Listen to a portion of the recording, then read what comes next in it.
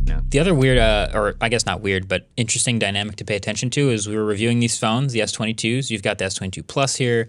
I've had the Ultra in my pocket for a little while, and we actually just now got the S22 standard. Mini boy. The stock Messages app is the Google Messages app. With the Samsung skin. With a Samsung skin. Yeah. I thought that was interesting. So I've got the Google Messages app on almost every phone I've used for the past like 3-4 years. It's just the app that I enjoy. And so when I got this phone, I saw that it had it pre-installed already. I was like, that's great. When I go to the Play Store to install Google Messages, it says, oh yeah, you already have it installed. But it is skinned, and it does have a couple different behaviors, like this half-screen behavior. Yeah. Shows like, you probably can't see it, but it shows like half of it just says Messages. Yeah. And to me, that's a waste of space, but it's like a one UI It's the Samsung reachability thing. Yeah, it's a reachability, which I get, but it Yeah. still feels weird. Like every time I sort of do this to sort of. It's when I first switched Claire to her Samsung, she was like, it's stuck because it looks like you're doing the refresh pull down, and where it comes and then pings back up, and she's like, it's stuck and I can't get it to change. And even I was like, I don't know what's wrong, and then it looked it up. Yeah, it's all for like audio reachability. listeners, it's like the top half of the screen is white and then just says Messages. Yeah, in a literally big, bold like text. 30%. And then screen. almost the second full bottom half is where you actually text. Yeah. It's kind of annoying. Which does make sense because like the Note 22 is gigantic and like reaching up to the top every It's time. smart. I get why they do it. I think I praised it when they first started doing it with their apps, the settings app and all that.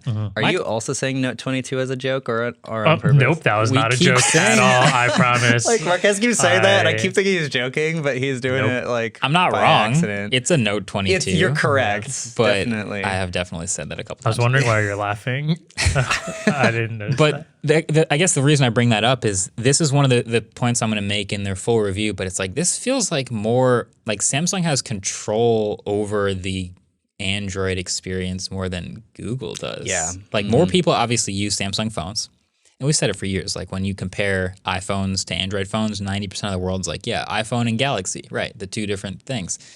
So we've got these couple of features I wanted to point out that make it seem more like a default. Number one is, you got the Google Messages app, but Samsung's like, no, we're doing it our way. And they're the only ones that are allowed to skin this. They're the only ones that have skinned really weird. So, special privileges to Samsung. Yeah. Then number two is Samsung actually offers 4 years of OS updates when the Pixel only offers 3. Wow. Okay. So that's another reason like someone would probably opt for the Samsung phone over the Pixel.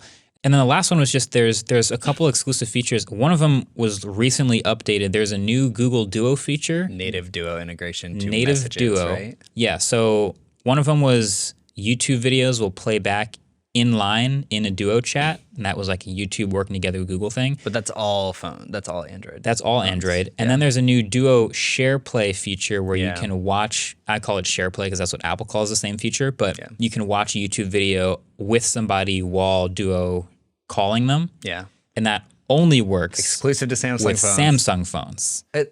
So it's a feature that Google collaborated with to make like YouTube and SharePlay and Duo. They make Duo. They own YouTube. This is a Google thing. Yeah. And they didn't put it on the Pixel. Yeah. And I asked Google, like, is this coming to all Android phones? And they were like, for now, we are working with this OEM partner. And I'm just like, at least the Pixel. Why not at least the Pixel? The Pixel. Like the Pixel should be the default Android phone because Google makes Android. But like this by far feels like more of a default Android phone than any other phone that's out right now. At this point, that's the way I'm phrasing in the review. Yeah. Which is like, we knew it's a good phone. And we even know it's like kind of a boring phone. And that's, to me, actually kind of a compliment. That makes it more like the iPhone. Because there's no glaring flaws. Right. There's nothing missing. Right. It's fine. It's boring. Whatever. It's functional, but it's not fun. But if I'm gonna sit down here and recommend like a blanket recommendation, one Android phone for the masses, what are you gonna recommend? Probably just an S22 Plus. This is the safest bet possible. Yeah. Like they're not trying anything wild that's gonna weird people out, but everything it does is just very solid. Rock solid. I think the analogy I'm going to use is like probably to like a San Antonio Spurs from the 2000s or even the Phoenix Suns now. David, I definitely understand.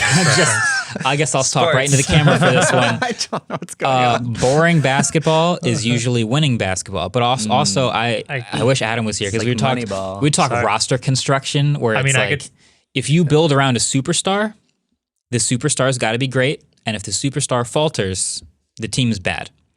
if you build a smartphone around one superstar feature, great.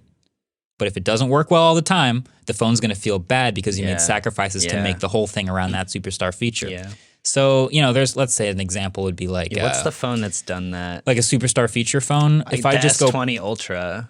S20 Ultra superstar camera, 100x. But it sucks. 100x. Like, look at the back of the phone. It says 100x right on the back. Yeah. And there's other good things about that phone, but it was like when that turned out to not be as good as it was. Like your camera superstar was, getting injured. It was $1,500. Like you were paying superstar money to get a little bit extra, and it didn't turn out to be worth it. Watch him break his ankle. The camera couldn't even focus. Yeah. The camera couldn't even focus on anything, and the 100x was trash. And it was rough. It's like the whole phone was built around the camera system, but the camera system was bad. Yeah. And if that's the case, like... Now, if we look at the Pixel, this is an interesting one. Yeah. What is the Pixel's superstar feature? I would argue it's the Google software experience. You get the Google stuff, all the Google stuff. So what happens when there's a Samsung phone getting exclusive Google features before you? Yeah. Now your superstar feature is like kind of missing a piece. You're not getting this one. Right. Maybe the Duo feature is not the thing that sells you the phone, but it's just the precedent's been set. Like Samsung phones get all the same stuff. Well, this happened too because like Pixel phones are supposed to get updates before any other Android phone, but recently it was like I think probably for the December update. The December update was the January late. Update. They've been late. Yeah. Both the December and the January have been late, and I think other OEMs got their updates first. I got it on my S21 Ultra before I got it on my Pixel 6 Pro. So everyone's just like, true. So what? That was the whole point of buying the Pixel, is like getting every new thing first. It's sort of like the Android Power User beta user phone, but then you don't get any of those things. Yeah. And so then also just a glitchy phone, so like... so like the Pixel's not going to win on display. The Pixel's not going to win on battery, but it's going to win on like camera and software. Yeah. So now if your major superstar stuff isn't actually standout, there's no reason to spend more for it. So yeah, this $1,000 phone to me feels like if you want a flagship Android phone, that's the default. Probably like the coldest take in the world. Like, yeah, obviously. Yeah. But it's just so locked in. I don't know. I think the S22 Plus specifically is probably just like the best possible recommendation. Yeah. Because it is good battery life, good cameras, good everything. The small boy, obviously, like we're still testing the battery. That's my disclaimer. Just started testing it. I think it's a $799 phone. So it's like, okay, we want to save a little bit of money. Same specs, same cameras, but smaller screen, smaller battery. Slower charging too. At least the charger is cheaper on the smaller one. So do I think most people will miss that like slightly slower charging? I don't think that makes a huge difference. But if the battery is bad, I think that does make a difference. That's the biggest So thing, I think if you just want safe, yeah, that's the safe one. Because the things people want good of on their phone are battery and cameras. That's battery, camera, screen. I always say I had 5 pillars of a great smartphone, and 5 is even a lot for like the average person. But my 5 were performance has got to be solid, camera's got to be solid, battery's got to be solid, performance, battery, camera, software's got to be solid, and just a generally good like build quality in general. Yeah. The funny thing is, I feel like performance has skewed towards level of bugginess because pretty much all phones are performant now. Like, what does performance really mean anymore? It's stability is more of... Yeah, at a flagship level, you're pretty much getting good performance everywhere. Yeah. But again, battery might suffer, bugginess might happen. So if you can nail those 5, then you've got a good phone. I think I might do this again in the review and bring this up again too. But this phone...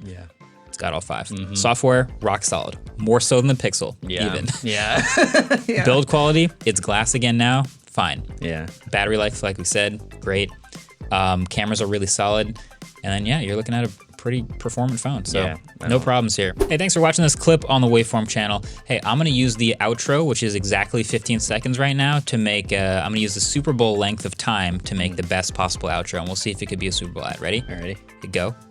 All right, thanks for watching. Make sure you subscribe to the Clips channel. And also, because it is a little bit ahead of the regular Waveform channel, make sure you also subscribe to the Waveform channel because it's a little bit lower and has to catch up. Make sure you subscribe to the Shorts channel, which is brand new, and subscribe to the Studio channel, which is right next to the main channel. All of them are on the Shorts channel, other channels page. That is it. That'll be $8 million. Was that $8 million of value? I feel like I did a pretty good job there. All right. Yeah. Cool.